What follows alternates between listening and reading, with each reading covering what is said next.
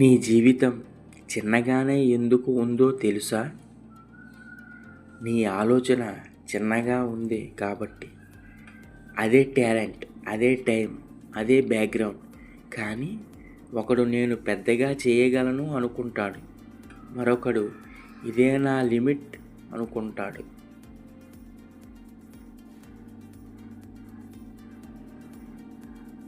ప్రపంచం నీ స్థాయిని కాదు, నీ కాన్ఫిడెన్స్ని ఫాలో అవుతుంది.